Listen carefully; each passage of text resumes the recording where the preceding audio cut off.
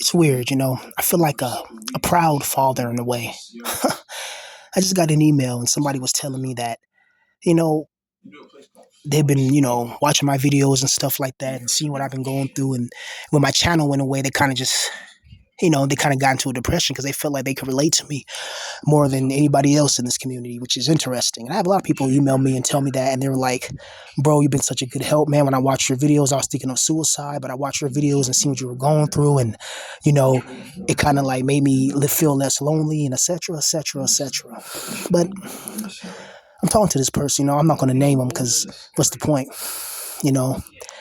And they're talking about how like they sold their first little art, their first little art project on Fiverr.com. And then he said he wanted to thank me because he was like, seeing you, how you were like in that position I was in, living at your mom's house though, and even then you would find the time when everybody was gone to make videos or rap. And then I had my little music channel I released my little raps on, and he said he would like listen to all my raps and get inspired, like, man, if this guy can rap through all the pain that's, you know, that he's going through, then I can keep on, doing my art and keep on until I get me a sale and keep on doing my thing. So he got his first sale the other day. He wanted to congratulate me, or he wanted to thank me, and then I congratulated him on that. I'm like, bro, yeah, you may have watched my videos and stuff, but it was you doing the work, man. It was you writing and all that, and drawing and learning and setting up the site and getting your first sale. That takes a lot of groundwork, so I appreciate him. You know what I mean? I appreciate anybody else that I inspired to do their thing, man, because that's all I ever want. Never be afraid of your own gifts. That's something that I struggle with as well, especially when it comes to writing and music and production and stuff, is that sometimes you feel like when you go through a lot of things in life, you may not deserve certain things, and that's a psychological deformation. That's a psychological problem to have when you feel like you don't deserve certain things or you're not good enough to have certain things, even though you're talented. And that's a mentality being around your environment and people that you're around who make you feel less than, so they can make them feel better. Like let's say you're in a class project and you're doing like a lot of the work or something like that. You know what I mean? There's like that one person that doesn't do much though, but they're more like louder, they're more vesperious than you, like that, like they're more commanding, that like let's say you have like a more laid back demeanor and that person's more boisterous or whatever, and they can kind of like, kind of put like kind of overpower you in a way, you know what I mean? And say they did more than that. If you don't want any arguments, you kind of just let it go, like stuff like that, little, little crap like that. But I want you to remember this, man. You're special. The experiences you went through in your life made you special, made you who you are. All the rejections, you know, all the times that you were defeated, that you were trapped, all the psychological things that you went through in life, all, if you were ever in a poverty situation on the verge of homelessness, like pretty much what I am, and if you've ever been in an economic position where you felt like you were just trapped. You may have a job, you may be in school, but it's like you see people on fucking Instagram or TikTok that are younger than you and they're having like these millionaire lifestyles, and comparison is the thief of joy. Never compare yourself to anybody, especially because life is not supposed to be no competition like that. The world is designed the way to make everybody think that, meant to make everybody kind of eat each other up. A dog eat dog world, it's heartless, it's merciless, it's ridiculous, honestly. But all you have in this world is truly is your experiences and the things you went through in life. Like look what I did. I took all my pain and I just talked about it on a random channel, and my channel blew up. Within 1 year, I blew up, and everybody kind of knew my name. Everybody, people making videos on me, people with 100,000 subscribers talking about me, want to collab, and I was in the process of doing a podcast with someone. Like, and that was going to be in the next few more months. You know what I mean? This person was planning on getting me on their pod, but I don't have a channel now, so it's like, it's just this channel I got now is nothing. This is just whatever. This channel's probably gonna get banned anyway. I got another channel though, but I want to keep that more secretive, honestly. 'Cause I know this channel's gonna get found out, the trolls and everybody gonna find it. They already found it now. Listen to me now, not commenting, just paying attention to what I'm saying and all that. That's why this channel is whatever. I'm not saying really too much, but I want to get some more encouragement. Think about it this way. Your perception on life is very unique. The way you perceive things, the way you see things, the way you sense things. And if you walk in the true light of truth and wisdom, and not following with some some person who's never really lived in your shoes follows, and you just stick to yourself and stick to your art and stick to your truth and stick to what sparks that fire in your heart, that passion in your soul. Me, it's music. I love listening to a beat and writing music. I love it. I love making little beats and melodies. Like, I'm still kind of new at that, and I'm not no fucking pro beat producer or nothing like that, bro. Just every time I open up FL, I'm still using FL Studio pretty much stock, so all the sounds you hear on my little beats are like stock plugins, not really real VSTs most of the time. It's just me using stock shit, but I just love the idea of making melodies. I love it. I'm passionate about it. I've always been passionate about that and writing. I love writing. I wish I could make a career out of it. But you know how this world is. But never be afraid of your gifts. Whatever you have a natural propensity to, when you have a natural acuity to something, never give up on it. I don't care how old you get, because we live in a day and age where anybody can blow up.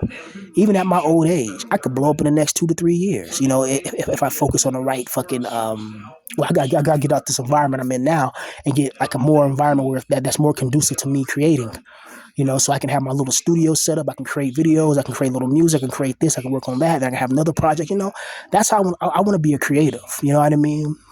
Like, and I was living that for the last year. You know what I mean? Like, pretty much I was making videos and getting paid for it, not by YouTube, but by I don't want to say fans, but hell, you might as well call them that.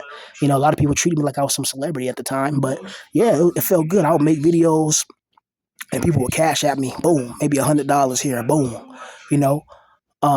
$50 there, 40. I'm talking. This is like throughout the week. And I remember like one month, I think I made like $330 or something in one month. You know what I mean? People just cash apping me. That's $330. Just for making YouTube videos, and that wasn't even monetized on YouTube. That's just random people online just say, hey bro, hope this helps out. Hey bro, I love your videos. Hey bro, whoa, whoa, whoa. People show me love. I got a lot of love, but all it takes is a couple of people to hate. That'll break it down. And you gotta think about it.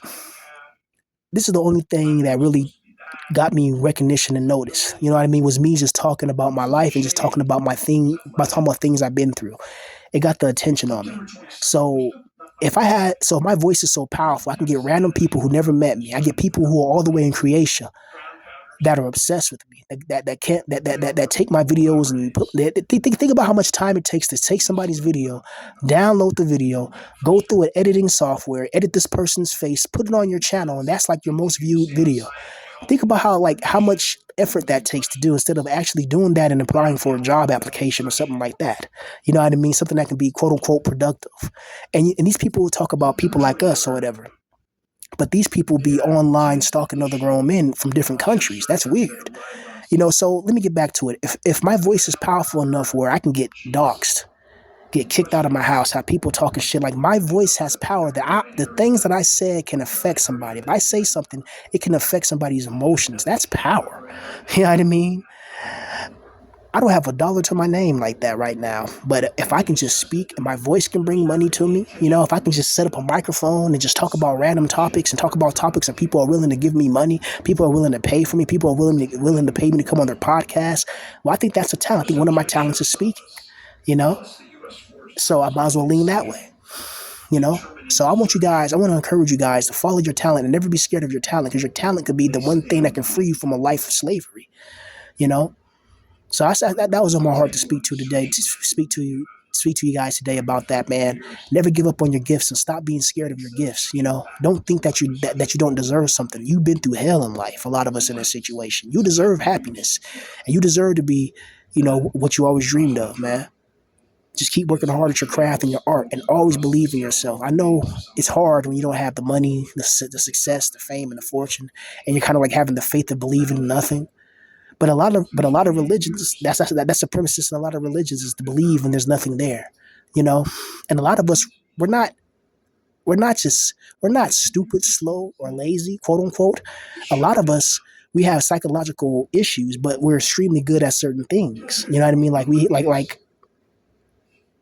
a lot of us, if you tell somebody to do something they don't want to do, they're not going to perform the job well. But if you tell somebody to do what they want to do and they're good at it, they've been doing it for years, they're going to perform that much better. It's like people making YouTube videos.